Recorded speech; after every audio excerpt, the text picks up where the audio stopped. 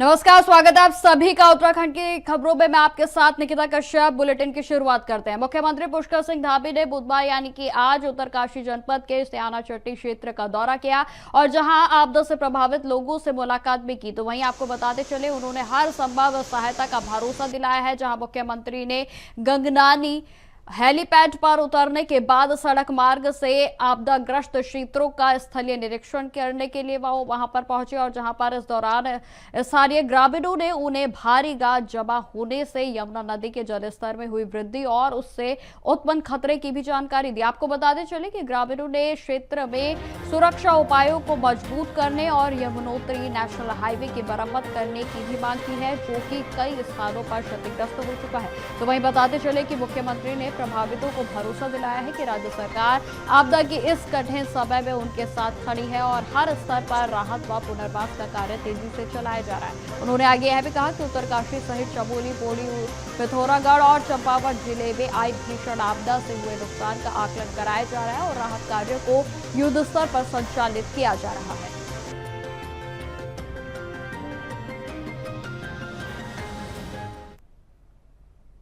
Kotabagh block में त्रिस्तरीय पंचायत चुनाव में निर्वाचित ग्राम प्रधानों और वार्ड के मेंबरों के शपथ समारोह के दौरान भारी अव्यवस्थाएं देखने को मिली। आपको बता दें कि कुल 55 ग्राम प्रधानों को शपथ दिलाई जानी थी, लेकिन केवल 19 ग्राम प्रधान ही अपने सदस्यों के साथ ब्लॉक मुख्यालय पहुंचे। इन सभी को कोटाबाग की बीडीओ श्वेता सैनी के द्वारा शपथ दिलाई गई। आपको बता दें कि कार्यक्रम में शामिल हुए प्रधान और मेंबर बुनियादी व्यवस्थाओं के अभाव से बेहद ही परेशान नजर आए और जहां शपथ ग्रहण कार्यक्रम में पहुंचे जनप्रतिनिधियों को पीने के पानी तक की सुविधा नहीं मिली और जिससे वे इधर उधर भटकते हुए नजर आए। तो वहीं आपको बता दें कि इस अव्यवस्था को लेकर प्रधानों और मेंबरों ने ब्लॉक प्रशासन पर नाराजगी जाहिर की है और इसे गंभीर लापरवाही भी बताया। तो वहीं कार्यक्रम की तैयारियों में कमी के कारण जनप्रतिनिधियों के बीच असंतोष का माहौल बन गया।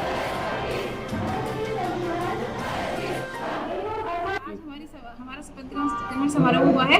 मैं आमलाकोट से ग्राम प्रधान पद के लिए चुनी गई हूँ। मैं अपने गांव का संपूर्ण विकास करने में पूरा सहयोग करूंगी। 19 ग्राम पंचायतें जो है उसमें ग्राम प्रधान ने अपनी अपनी शपथ ली है और उनकी जो ग्राम पंचायत सदस्य हैं 133 ग्राम पंचायत सदस्यों ने भी उनके साथ शपथ ली है विकास खंड कोटाबाग सभागार। उनकी संगठित ग्राम पंचायत सदस्य पूरे हो जाएंगे, वार्ड मेंबर। उसके बाद शासन से जो भी आगे कार्रवाई के लिए हमें कहा जाएगा, उसके बाद उनका शपथ का कार्यक्रम किया जाएगा। प्रधान बोहरापुर से प्रधान पद पर निर्वाचित हुआ हूँ। यह मेरे दूसरा बार है जो प्रधान कार्यकाल। क्षेत्र के विकास के लिए मुझे जनता ने चयनित किया है और ये 5 सालों में जो मेरा कार्यकाल रहेगा, मैं पूर्ण निष्ठा से समस्त क्षेत्र, समस्त पंचायत और आसपास के जो हमारे और पंचायतें हैं, जो मेरे माध्यम से जो सूचनाएं दी जा सकती हैं, जो जन प्रसार किया जा सकता है, मैं उसमें अपनी पूरी निष्ठा से काम करूँ। खबरों में आगे बढ़ते हैं। लंबे समय से क्षेत्र में युवाओं को बेहतर खेल सुविधाएं देने की मांग पूरी हो चुकी है। आपको बता दें कि विधायक विनोद कंडारी की पहल पर देवप्रयाग विधानसभा में इंडोर स्टेडियम के निर्माण के लिए सरकार ने 9 करोड़ 4 लाख रुपए का बजट स्वीकृत कर लिया है और वहीं आपको बता दें कि इस परियोजना के लिए 3 करोड़ 40 लाख रुपए की पहली किस्त भी जारी हो चुकी है। विधायक ने जानकारी दी कि इस स्टेडियम के लिए लगभग 100 नाली भूमि सरकार को उपलब्ध कराई गई है और इसके अलावा 12,000 वर्ग फीट क्षेत्र में एक और इंडोर स्टेडियम का निर्माण कार्य जल्द ही शुरू होने वाला है। उन्होंने कहा कि खेलों के माध्यम से युवाओं को करियर में नई दिशा मिल सकती है और इसलिए बेहतर खेल सुविधाएं उपलब्ध कराना बेहद आवश्यक है। इस स्टेडियम को बनने से स्थानीय जो छात्र हैं और युवा हैं अपने क्षेत्र में ही अभ्यास कर अपनी प्रतिभा को निखार पाएंगे।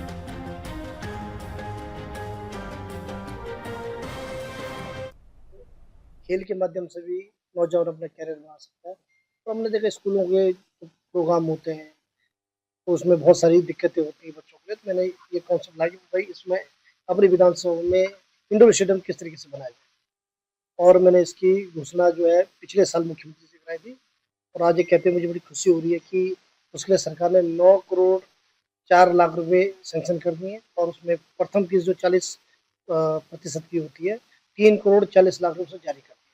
लगभग उन्हें 100 नाली जमीन मैंने उत्तराखंड सरकार को वहाँ पर दी है और दूसरा इंडोर स्टेडियम हमारा जो है भारत सरकार से बन रहा है, खेलो इंडिया के तहत बन रहा है। कितने कर दो उसके हमने जमीन दे दी, सब कुछ सैंक्शन उसकी आ गई है। उसमें एक तो टेक्निकल एक कागज हमने भारत सरकार को भेजना, तो लगभग 10 करोड़ उसके भी हमारे पास आने वाले हैं। क्योंकि इंडोर स्टेडियम उसमें जो है आपका टेबल टेनिस हो गया, आपका बैडमिंटन हो गया, कबड्डी का हो गया, जो गणेश महोत्सव 2025 के उपलक्ष्य में रानीखेत में गणेश मंडल के द्वारा भव्य शोभा यात्रा का आयोजन किया गया और जिसमें बड़ी संख्या में श्रद्धालुओं ने भाग लिया। आपको बता दें कि शोभा यात्रा प्रारंभ होने से पूर्व ही गणेश पंडाल में क्षेत्रीय विधायक डॉक्टर प्रमोद नेनवाल और कैंट के बोर्ड के सीईओ कुणाल रोहिला को जो है मंडल की ओर से पारंपरिक रूप से टोपी पहनाकर और शॉल उड़ाकर सम्मानित किया गया और इसके पश्चात विधिवत गणपति यात्रा का आयोजन किया गया और जिसमें कि आपको बता दें कि शोभा यात्रा के समापन पर श्री गणेश जी की प्रतिमा को शिव मंदिर परिसर में श्रद्धा और विधि पूर्वक स्थापित किया गया है। आपको बताते चले कि मंदिर परिसर में 5 सितंबर तक प्रतिदिन रात्रि में आरती के साथ साथ प्रसाद और वितरण किया जाएगा और जिसमें कि भक्तों के विशेष उत्साह साफ तौर पर देखा जा रहा है। तो वही बताते चले कि नगर पालिका रानीखेत के चिचियानोला क्षेत्र में भी गणेश पंडाल की स्थापना की गई है जिससे पूरे क्षेत्र भर में भक्तिमय और धार्मिक वातावरण देखने को मिल रहा है।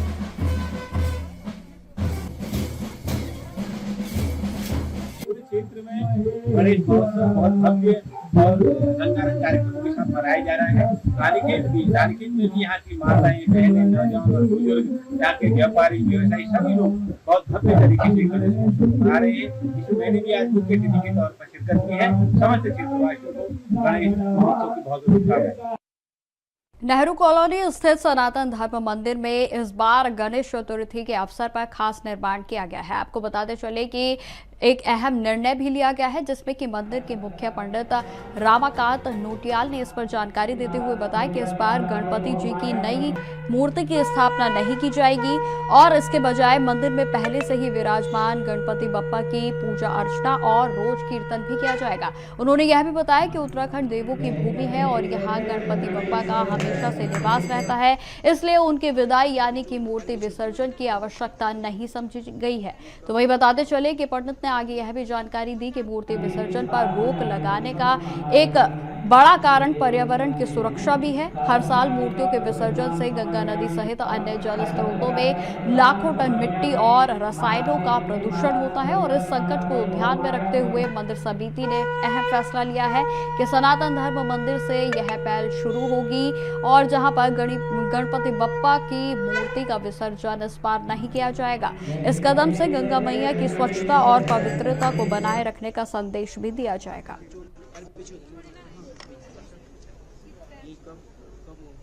बिल्कुल देखिए, आज बप्पा जी जो है सबके घर घर में विराजमान हो रहे हैं और सनातन धर्म मंदिर नेहरू कॉलोनी में जहां पर मैं खड़ी हूं, यहां पर हमारी पहले से दिवाली में गणेश जी की मूर्ति है और इस बार मंदिर के हमारे जो सेवक हैं उन्होंने सबने ये डिसीजन लिया है कि इस बार हम गणेश जी की मूर्ति को विसर्जन नहीं करेंगे बल्कि यहीं पर पूजा अर्चना करके उनका ध्यान करेंगे और जब लास्ट वाला दिन होगा तो सभी सारे भक्त जो है हरिद्वार में स्नान करने के लिए जाएंगे। और क्योंकि उत्तराखंड देवालय है और गणेश जी तो सबके घर घर में विराजमान है, इसीलिए उनको भेजना क्यों है। हर बार जो एक नारा लगाया जाता है या हर बार जो कहा जाता है कि गणपति बाबा अगले साल तो फिर वापस आ, तो ये वाला ना हो करके, क्योंकि देवता गणेश जी हमारे घर में ही विराजमान है, इसीलिए इस बार सनातन धर्म मंदिर के जो है पंडित जी ने ये निर्णय लिया कि इस बार हम विसर्जन नहीं करेंगे बल्कि गणेश जी की पूजा हम मंदिर में रहकर ही सभी भक्तों के साथ में मिलकर के करेंगे। इस समय विशेष करके पहले गणेश जी को लाए जाते थे मिट्टी के और उनकी स्थापना की जाती थी और तब उनका क्या होता था 10 दिन के बाद या जो भगत की मनोइच्छा 5 दिन 7 दिन 10 दिन तक गणेश महोत्सव को मना करके विसर्जन कर देते थे। लेकिन अभी स्थिति ऐसी है कि प्रत्येक घर में गणेश जी को मंगाया जाता है और उन गणेश जी को क्या करते हैं, विसर्जित करते हैं और विसर्जित करने के लिए गंगा जी में अभी प्रभावित करने के लिए बंद कर दिया गया है और तब यह क्या होता है, कूड़ा में डंप कर देते हैं, जिससे क्या होती है जिन भगवान की पूजा की है उनका तिरस्कार रूप में माना जाता है। इसलिए हमारे स्थापित देवता हैं श्री सनातन देहरादून उत्तराखंड राजधानी में स्थित जो नेहरू कॉलोनी है उसके मध्य भाग में स्थित नेहरू कॉलोनी सनातन धर्म मंदिर है और इस मंदिर में प्रतिष्ठित मूर्ति रखी गई है और अभी सारे भक्तों से सहमति लेकर के यह कहा गया है कि इन्हीं स्थापित प्राण प्रतिष्ठित गणेश जी का ही पूजा की जाएगी और उसके बाद जब विसर्जन का समय होगा उस समय सारे भक्त लोग हरिद्वार जा करके स्नान करके आ जाएंगे। यह हमारी क्या है इसका व्यवस्था बनाई गई है सनातन धर्म मंदिर के अंदर। अतः अभी जो प्राण प्रतिष्ठित मूर्ति है उन्हीं का ही पूजन अर्चन ध्यान होगा और उन्हीं के वस्त्र श्रृंगार इत्यादि होंगे और यह प्रक्रिया हमारी 10 दिन तक लगातार चलेगी। खबरें लगातार जारी रहेंगी, फिलहाल रुकते छोटे से ब्रेक के लिए।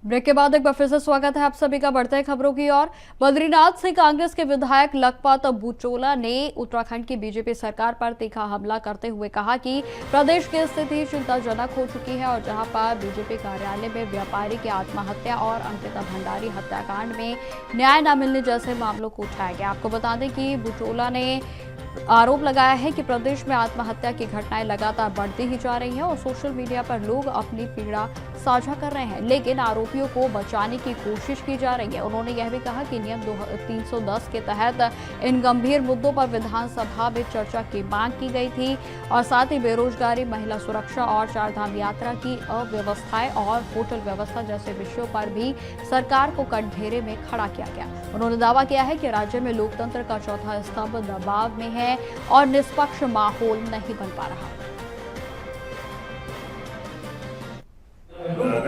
मैं कहूंगी कि कुमारी शैलजा जी को उत्तराखंड में 1.5 साल बाद आने का समय मिला। सबसे पहले तो कांग्रेस को इस बात की बधाई है और जिस प्रकार से कांग्रेस का जो पूरा कार्यप्रणाली चल रही है, आप देख रहे हैं कि इतनी सीटें गंवाने के बाद भी कांग्रेस पार्टी जो है वो बहुत, मैं कहूंगी कि उनको उस बात पे भी फक्र हो रहा है कि हमारी सीटें चली गई।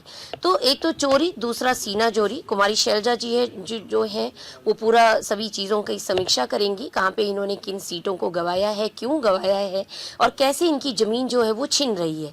तो निश्चित रूप से ये उनका जिस तरीके से अपनी पार्टी का मैटर है तो उन सब चीज़ों पे वो बैठक करेंगी। लेकिन कांग्रेस पार्टी का जो कल उन्होंने आम जन को जो जिस प्रकार से ट्रैफिक में परेशान किया और आपने देखा कि वहाँ पे बहुत सारे स्कूल भी हैं, बहुत सारे पेरेंट्स की वहाँ पे बहुत दिक्कतें आई। तो जो ऐसे आंदोलन भी है या कोई बात भी है इस तरीके की, तो मुझे लगता है कि पहले इनको सब लोगों से अच्छे तरीके से बात करनी चाहिए ताकि खबरों में आगे बढ़ते हैं। अब खबर हरिद्वार से है, जहां पर भेल फाउंड्री के गेट स्थित विद्युत विभाग के कार्यालय पर ग्रामीण क्षेत्रों में लोगों ने बिजली की कटौती और अव्यवस्थित आपूर्ति को लेकर जोरदार प्रदर्शन किया। आपको बता दें कि भारी संख्या में पहुंचे ग्रामीणों ने विभागीय अधिकारियों और कर्मचारियों के खिलाफ नारेबाजी करते हुए अपने नाराजगी को जाहिर किया है। तो वहीं बताते चले कि प्रदर्शनकारियों ने आरोप लगाया है कि लगातार हो रही बिजली की कटौती से आम जनजीवन पूरे तरीके से अस्त व्यस्त हो गया है और साथ ही किसानों के साथ साथ छोटे कारोबारियों को भी भारी नुकसान उठाना पड़ रहा है। जहां आपको बता दें कि ग्रामीणों ने यह भी जानकारी दी कि विद्युत विभाग ने अचानक से उनके क्षेत्र में फीडर बदल दिया है और जिसके चलते आपूर्ति लगातार बाधित हो रही है और जिसमें आक्रोशित ग्रामीणों ने विभागीय अधिकारियों को ज्ञापन सौंपते हुए जल्द ही समस्या का समाधान करने की मांग की है। तो वहीं बता दें कि समाज सेवी कासिम अंसारी, वरिष्ठ कांग्रेस के नेता मुशर्रफ अंसारी और पूर्व प्रधान हारून अहमद ने जानकारी दी कि अगर विभाग ने गंभीरता से समस्या का निवारण नहीं किया तो ग्रामीण आंदोलन और भी उग्र होगा। अभी तो ये अंगड़ाई है। मेरा नाम हाजी मोहम्मद कासिम है, ग्राम सराय से ताल्लुक रखता हूँ और मेरे साथ जो है हारून प्रधान ग्राम इक्कड़ से पूर्व प्रधान है और मेरे जो मौजूदा प्रधान है वो मनीष कुमार जी। आज हमारी ये मांग है कि हमारे गांव की जो लाइट थी हमारी फाउंड्री गेट से चालू थी आज से 25, 30, 50 साल से, लेकिन अब ये कुछ दिन पहले पता लगा हमें कि हमारी लाइन को जो है पदार्था से जोड़ दिया गया है। जब से वहां से पदार्था से जोड़ा है हमारी समस्या दिन प्रतिदिन बढ़ती जा रही है। बिजली विभाग का ये कहना है कि दोनों जगह से चल रही है, पहले एक जगह से चल रही तो कोई समस्या नहीं थी, अब 2 जगह चल रही है तो हमारे लिए समस्या है। दूसरे हमारे जो छोटी छोटी गलियां हैं उसमें अंदर बहुत लंबे केबल जो है डालने पड़ रहे हैं। गरीबों का एक केबल फूकता है उससे तमाम केबलों में आग लग जाती है, गरीबों का नुकसान हो रहा है। हम चाहेंगे कि अंदर गलियों के अंदर खंभे की जहां व्यवस्था जरूरत हो वहां खंभे लगे। एक आबादी ऐसी है जिसमें पीछे हिंदू आबादी थी और आगे मोमडन आबादी है, पीछे से जो है वो 11,000 लाइन ऊपर करा दी गई और आगे मोमडन आबादी के ऊपर जो है वो लाइन बराबर जुड़ी। तो हमारा आग्रह है कि इस लाइन को भी जो है यहाँ से शिफ्ट किया जाए या ऊपर हटाया जाए। और आने वाले जो वक्त में है, अगर हमारी इन समस्याओं का समाधान ना हुआ तो हम इसके खिलाफ एक बड़ा आंदोलन और प्रदर्शन करेंगे। पिछले एक माह से विद्युत विभाग द्वारा अघोषित विद्युत कटौती की जा रही है, जिस कारण सराय, इक्कड़ कला और इक्कड़ खुर्द के लोग बेइंतहा परेशान और पीड़ित हैं। हमारे यहाँ बच्चों के पीने के लिए पानी नहीं है, नहाने के लिए पानी नहीं है। कोई मेहमान अगर आ जाए तो उसे हम कोई कूलर नहीं चला सकते, पंखा नहीं चला सकते। हमारे पशु मवेशी प्यासे और भूखे मरने को मजबूर हैं। ये सब अगर हो रहा है तो विद्युत विभाग की अनदेखी की वजह से हो रहा है। अभी क्या मांगे आज जो अपने विद्युत विभाग के संबंधित अधिकारियों से मिलते हैं, जैसा हमारा फीडर है ट्रांसपोर्ट नगर, हम वहाँ जेई से, एसडीओ से मिलते हैं, तो वो अपने उच्च अधिकारियों से मिलने की बात करते हैं, हिलावाली करते हैं और हमारी समस्या का समाधान नहीं करते हैं। 10-10 घंटे हमारे गांव की, हमारे क्षेत्र की बिजली काटी जा रही है, जिससे हम पीड़ित हैं। आज हम सांकेतिक रूप से अपना धरना और प्रदर्शन करने के लिए बाउंड्री गेट पर आए हैं। आज ये सांकेतिक है, अगर हमारी समस्या का समाधान नहीं हुआ, अधिकारी अगर हमारी बात नहीं सुनते हैं, तो हम बड़े धरना प्रदर्शन के लिए विवश और मजबूर होंगे, जिसकी पूरी जिम्मेदारी संबंधित विभाग की होगी। बात करें क्षेत्र के 10-12 गांव प्रभावित हो रहे हैं। सबसे ज्यादा तो हमारा ट्रांसपोर्ट नगर का जो पूरा क्षेत्र है, चाहे वो राजनगर रहा हो, हरिलोक हो, सीतापुर हो, सराय हो, इक्कड़ हो, इब्राहिमपुर हो, इक्कड़ खुर्द हो, 10-12 गांव पूरी तरीके से विभाग की लापरवाही से प्रभावित हो रहे हैं। अब खबर रुड़की से है, जहां पर गंगनहर कोतवाली पुलिस को नशाखोरी के खिलाफ बड़ी सफलता हाथ लगी है। आपको बता दें कि पुलिस ने एनडीपीएस एक्ट में वांछित आरोपी साहिब उर्फ शाकिब को भगवानपुर मंगलोर हाईवे से चेकिंग के दौरान गिरफ्तार किया। आपको बताते चले कि आरोपी के पास से लगभग 105.74 ग्राम अवैध स्मैक को बरामद किया गया है। हरिद्वार के पुलिस कप्तान परमेंद्र सिंह डोभाल के नेतृत्व में चलाए जा रहे नशा विरोधी अभियान के तहत पुलिस लगातार कार्रवाई कर रही है और यह गिरफ्तारी उसी क्रम में एक बड़ी उपलब्धि मानी जा रही है। वहीं बताते चले कि आरोपी लंबे समय से पुलिस को चकमा देकर फरार चल रहा था और जहां पुलिस ने आरोपी के खिलाफ एनडीपीएस के एक्ट में मुकदमा दर्ज कर लिया है और आगे की कार्रवाई भी शुरू कर दी गई है। आपको बताते चले कि इस कार्रवाई से नशे के सौदागरों में हड़कंप मच गया है।